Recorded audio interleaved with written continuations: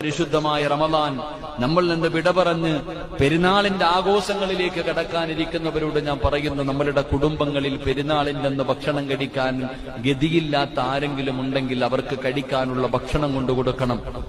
അതുപോലെ തന്നെ ഒരു ജോഡി വസ്ത്രം ഒരു യതീമായ കുട്ടി. അല്ലാഹുവേ, ലോകത്തിലെ ഏറ്റവും മനോഹരമായ വീട് ഏതെന്നറിയോ? ആകാശത്തിന്റെ കീഴിലെ ഏറ്റവും മനോഹരമായ വീട് യതീമുള്ള വീടാണ്. എങ്ങനത്തെ യതീം?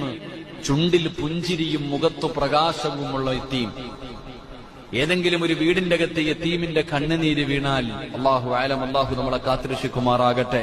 അതുകൊണ്ട് നമ്മുടെ ജ്യേഷ്ഠന്റെയും അനുജന്റെയും മക്കളൊക്കെ ഉണ്ട്. ജ്യേഷ്ഠൻ മരണപ്പെട്ടുപോയി, അനുജൻ മരണപ്പെട്ടുപോയി, അങ്ങനെ അല്ലെങ്കിൽ എത്രയോ അളിയൻ മരണപ്പെട്ടുപോയി. യതീമായ മക്കൾ നമ്മുടെ വീടുകളും നമ്മുടെ കുടുംബങ്ങളിലുമുണ്ട്. ഒരു ജോഡി വസ്ത്രമായിട്ട് ആ മക്കളുടെ ചാരത്തേക്ക് കടന്നു ചെല്ലുമ്പോൾ അല്ലാഹുവേ, ആ മക്കൾ ചിന്തിക്കും, എന്റെ ഉപ്പ ഉണ്ടായിരുന്നെങ്കിൽ എനിക്ക് ഗതി വരില്ലായിരുന്നു.